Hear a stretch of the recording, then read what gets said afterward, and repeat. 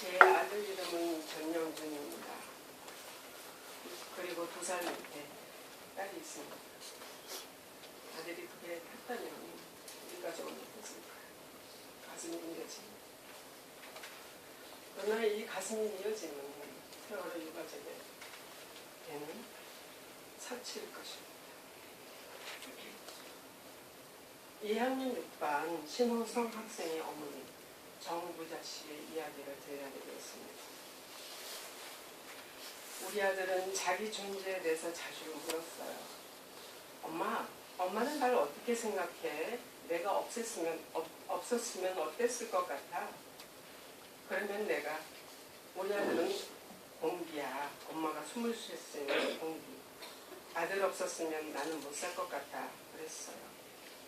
자기가 아플 때 엄마도 감기 기운이 있으면 그래요. 엄마하고 나하고는 연결되어 있잖아. 그래서 아픈 거야. 16일 아침에 출근해서 일하다가 전화를 받았어요. 다른 거 애들이 탐대가 가라앉고 있다고. 그때부터 떨리기 시작해서 머릿속이 하얗게 됐어요. 애 아빠는 걱정하지 마. 우리도 그 배 타봤잖아. 그 배보다 좀 더 크대. 그 큰 배가 그렇게 쉽게 가라앉을 리 없어. 그러면서 나를 진정시켰어요. 학교 갔더니 교실에는 엄마들이 울고 있고 강당에서는 몇몇 사람들이 소리를 지르고 있었어요. 마이크 들고 얘기하시는 분이 있길래 그 소리에만 귀 기울였어요. 그분이 애들부터 조끼를 다 입었고요. 학생들부터 구조하고 있답니다.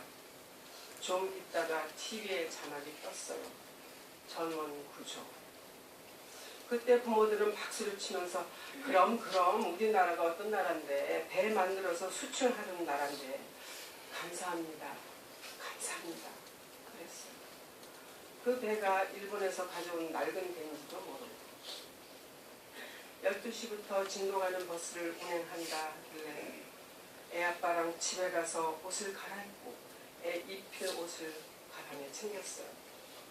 버스 타고 내려가다가 중간에 사망자가 한 명 나왔다는 소식이 났어요. 어떤 분이 아무개 엄마 있어요? 해서 누가 손을 드니까 애가 갔나 봐요. 그래요. 그때 다른 부모들도 소리를 지르면서 울기 시작했어요. 사망한 아이 부모는 거기서 바로 내리고 우린 5시간 걸쳐서 진도 체육관에 도착했어요. 명단부터 봤는데 호성이 이름이 없더라고요. 거기서 또 차를 준비해달라고 해서 평목항으로 갔어요. 저녁 7시쯤에 몇몇 부모들이 돈을 걷어서 어선을 빌렸어요. 애 아빠가 다녀와서는 구조를 전혀 안 해. 보트 같은 것만 주변을 돌고 있어. 그런데 배 안에 공기가 있으면 애들이 살았을 것 같아. 희망을 가져보자. 그러더라고요. 그때부터는 기도만 했죠. 사람만 있어 달라고. 힘들어도 조금만 견뎌 달라고. 대통령이 다녀간 후에 체육관에 TV가 설치됐어요. 그런데 우리가 상상할 수 없는 이상한 뉴스가 나오더라고요. 여기 이게 전혀 안 나가고 있었던 거예요. 온 국민이 들고 일어나서 이게 무슨 일인가 그럴 줄 알았어요. 그런데 그게 아니었던 거예요. 우리의 세계에 우리만 빠져있고 우리만 동동거리고 있었어요. 텔레비전에서는 대한민국의 유능한 인력은 이곳에 다 투입된 것처럼 말했어요. 그게 아닌데 바다에 나가보면 그 넓은 바다가 텅 비어있는데 그때까지만 해도 우리는 세상을 알았나요? 애 키우고 맞벌이하고 내 가정만 챙기면 될 줄 알았지. 나라에 해경 있고 경찰이 있는데 그 사람들이 다 알아서 해주겠지 하고 살았지. 이런 세상인지 몰랐죠. 배가 물에 빠진 걸 본 후에는 차라리 그 무서움을 안 당하고 빨리 갔으면 낫겠다 하는 마음이 들었어요. 들어 누워도 눈물이 나고 서 있어도 눈물이 나고 부모들은 새벽이면 복을 했어요. 5월 1일에 6반 애들이 우르르 나왔어요. 그런데 호성이는 없는 거예요. 우리 반 엄마들은 왜 애 찾았다고 챙겨입고 옷 챙겨입고 떠났어요. 진도 체육관에는 헬기가 계속 떴어요. 그런데 5월 2일에 전화가 왔어요. 신호성 어머니시죠? 애가 나온 것 같아요. DNA가 맞아요.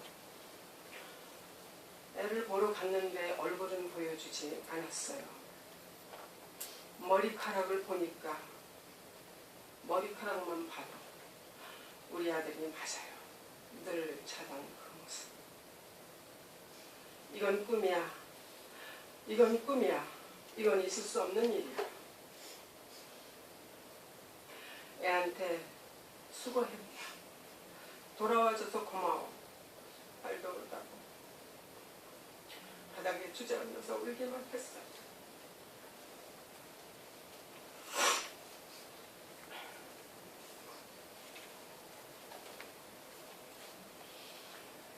그림이라는 게 엄청 무서운 것이더라고요.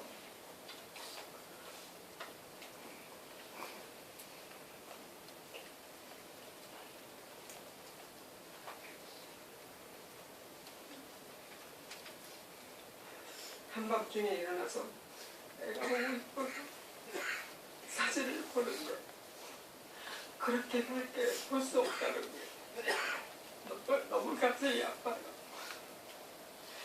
너무 아파서 쪼그라들 것 같아요.